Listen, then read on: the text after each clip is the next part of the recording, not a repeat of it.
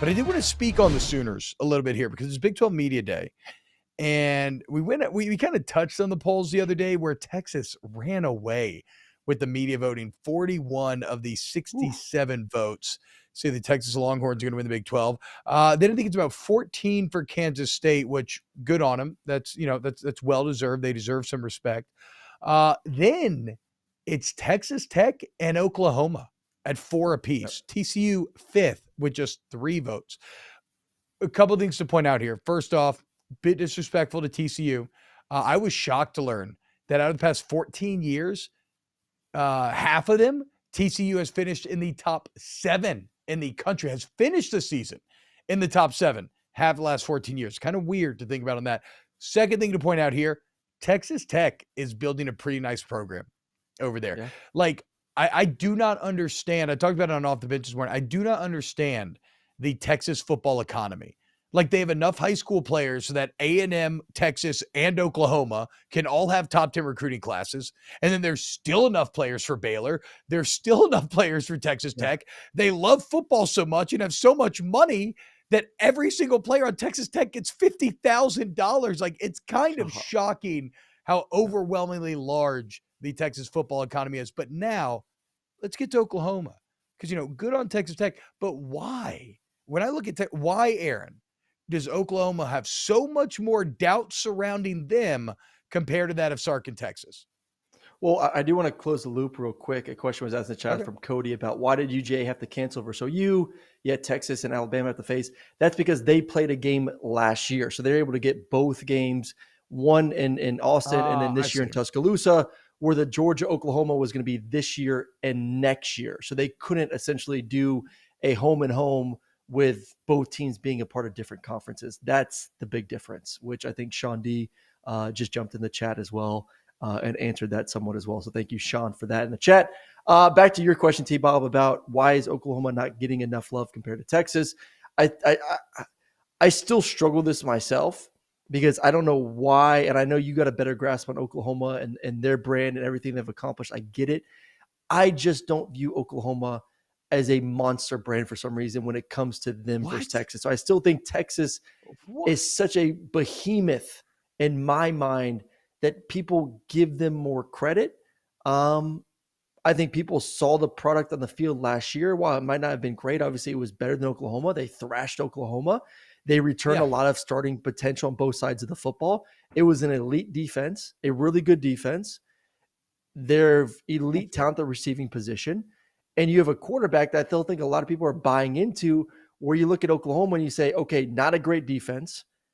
Could it be better this year? Yeah. Will it be better? We hope so. A good quarterback. And there's a lot of question marks at the skill position spot. I just think there's a lot of question marks right now when it comes to Sooners heading into this season, where I don't think the only question of Texas is, can they reach their potential? That's it. It's not a question of, do they have a quarterback? Do they have receivers? Do they have a defense? Do they have 5-star running backs? No, they have all of that. And they have a lot of those that are proven, or that they have those positions are proven that they could play at a high level. It's now, can they maximize that for a 12-game season, where once again, Oklahoma, a lot of those positions, yes, they're 4 and 5 stars, but they haven't necessarily shown us that they could play at that 4 or 5 star level. That's the disconnect. I think it's pretty, I didn't really think about that. So Texas did have a very good defense last year, despite the fact that Sark's an offensive guy, and they only went 8-5. Oklahoma's offense, when Gabriel played last year, wasn't bad, but they had an awful defense, despite the fact that Venables is a defensive guy. So it's kind of like, okay, which head coach can get their side of the ball? They're supposed to be masters of, like, which head coach can get them going. This is where I'm at with Brent Venables. I'm not a believer. I'm a doubter of both. Who Texas do you believe in more, though? I don't know. I think that I believe that Sark is not a very good head coach. I think there's more than enough evidence to show that. I think that I don't know with Brent Venables. So in a weird way, Brent Venables is starting to occupy the space in my brain that Anthony Richardson left, right? Where, remember pre-draft, we're talking about Anthony Richardson. It's like, look, we've tried plenty of great quarterbacks in the NFL that end up sucking. So why not go with the guy that's never even really played quarterback and see how he does it? In the same way, it's like I've seen plenty of good coaches go to big schools and fail. So why not kind of believe in the guy who's never been a head coach, and maybe he'll be able to be good. So I actually don't know. I think it's a huge wild card. He could be way worse than Sark. Like at least I do believe that Sark will be stable. I would be shocked if Sark had another losing season at Texas. Um, and with Venables, he could do that. But Venables' ceiling could also potentially be higher. I'll tell you this. I didn't think Venables could recruit, and he's proved me really wrong there. I mean, just earlier this week, to get Devon Mitchell, a 5-star tight end out of Los Alamitos, California, originally from Texas. He's going to reclassify into the 2024 class. But like recruiting has been a problem. They've absolutely murdered it in the transfer portal. He did a pretty impressive Brian Kelly-esque job of completely turning over this Oklahoma roster. So I think there's potential there, right? I think here's a little fun. Well, they also have an easy schedule too, though. They also have an easy schedule. Yes. Sorry. I think there is an opportunity, for him to make a massive step from a 6-7 team last year to a team that could be fighting for 10 wins. Like I think they should. I think it's more likely. It's more likely for Oklahoma to get to 10 wins than it is for Texas to get to 11 or 12 with a bowl game. Like I do think Texas is a better team. I think Texas has an opportunity to be 11-1, to be fighting for a playoff spot, to get 12 wins with winning the Big 12 conference. Like I think Texas is good enough to do that. But if I had to put my money on Texas going 11-1, 12-1 with winning the Big 12, or Oklahoma being 10-2, 10-3 this season, I'd probably lean towards Oklahoma because of the schedule. I think you could see a team go from 6-7 to 10-2 based only on the fact that they have a schedule right now that lines up beautifully. Arkansas State, SMU, Tulsa, Cincinnati, Iowa State. You get the big one versus Texas. That's a one that I would say Texas wins that game. That's the first one where you probably lose. UCF, Kansas, Oklahoma State, West Virginia, BYU, and TCU. Like that's great. I mean, that is easy. Brent Venables better be in the Big 12 championship. Brent Venables and Steve Sarkisian should be facing each other in the Big 12 championship. If they aren't, they both failed. They both have better rosters than the rest of the conference combined. They both have returning quarterbacks. Brent Venables got an entire offseason to fix his defense, which I love this quote. If we just get better on defense, this is from Venables. If we just get better on defense, we're going to win 10 plus games and have a chance to compete and hang a banner up at the end of the year. Well, no shit. Because last year, it couldn't have been much worse. They played the third most snaps in the FBS defensively. They gave up the most first downs in the FBS, 335. Ooh. They gave up nearly 500 yards per game in Big 12 play. They're the second most missed tackles in the Big 12. Here's what's crazy. OU's defense has never been good, and yet last year's version was the worst run defense since 2012. Okay, so Venables better get it fixed. Now, that said, like USC, they have done massive amount of work in the transfer portal, trying to fix that front seven. Ton of upperclassmen, fourth-year guys, fifth-year guys. Like they bring in Rondell Buthroyd, a guy who has 31 starts, who's a captain over there at Wake Forest. Deshaun McCullough, a 2022 freshman All-American coming in from Indiana, a linebacker. So he's done work, and the defense should be better. And then it comes down to Dillon Gabriel. And I'm kind of becoming a bit of a Gabriel believer here.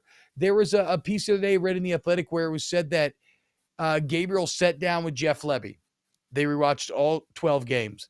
Then they rewatched the entire season again, sorting by concept, sorting by protection. He said that process took weeks and a lot of intense introspection, really looking at yourself, where your flaws were. That's how you get better. And so we'll see. I'm not worried about him, though. I'm not worried about Dillon Gabriel. You're not worried about Dillon Gabriel? Well, if you're not worried about Gabriel, then they should be the second best team in the Big 12. No. I'm worried about the skill. Once again, he's solid. He's got to stay healthy. We saw the massive drop-off last year when he got hurt. Just go turn the Texas tape. It's like, my God, I've never seen a place like Oklahoma, which has had Heisman Trophy winning quarterbacks, first picks in the draft quarterbacks. One had to get a transfer quarterback. Actually, they're two quarterbacks last year. They're 1 and 2. were both transfer quarterbacks. I know it sucks because you lost, one quarterback, each quarterback to the USC's on different coasts, one to South Carolina, one to USC. But the fact that you weren't at least stockpiled with elite talent at quarterback spot, that you have two transfer guys and the one goes down, and it was just like you fell off a cliff offensively when it comes to points per game and effectiveness at that position, was kind of scary. They got a 5-star guy. I don't know if he's going to be ready if Dillon does Jackson go down. Arnold. He's an early enrollee, which helps. We'll but have to see. I don't know. Yeah. Dillon's not a big kid. He's undersized. So there's always a higher probability of getting hurt. I hope he doesn't, knock on wood for Oklahoma fans' sake. But he doesn't have a lot of guys around him, which is also an interesting spot. Like, I think Oklahoma, I think offense, I think points, I think quarterback play, I think elite receiver play. And right now, you lose Eric Gray at running back. You lose Mims at the receiving position. And then it's like, who's up next? Drake Stoops? Is that next? Farouk? Is he next? Like, none of these guys scream, just like the problems with Alabama right now. None of these guys are top 3, 4, 5 round NFL guys. Like, there isn't the talent on the outside that gives me confidence that the offense could be the exact same it was last year, as hopefully the defense, which makes it to the point of what he said earlier and what you brought up, the defense has to be better this year because the offense is not going to be as prolific as they were last year. You really don't think so? With another year on task. And I know that we may not know the names of the skill position. Like you said, they may be unproven, but they're talented. I don't buy it.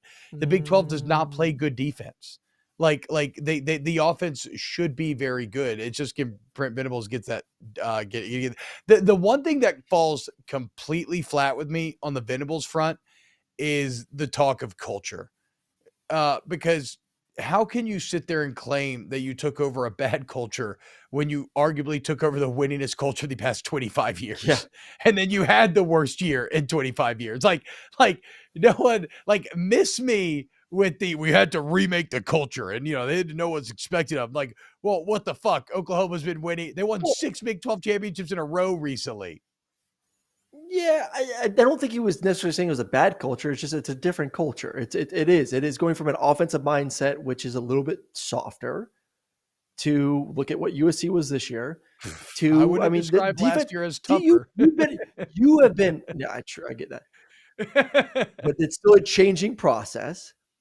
You can't tell me you've been around enough offensive-minded coaches and defensive-minded coaches in your day to know how they want to run a program. It's vastly different. It is vastly different when a defensive coach is a head coach. The way you work out, the way you practice, the way you meet, everything is different compared to when an offensive-minded coach is a head coach. So yes, the culture had to be changed to what he thought would be best. I don't think he was necessarily saying, once again, that it was a bad culture, like you alluded to. It was a great culture. They were winning. It just wasn't the mindset of a defensive-minded head coach. Well, that's a little concerning to me then, because that is I want a coach who's a bit malleable. I want a coach who can look at the pieces and say, hey, how do I best employ those pieces?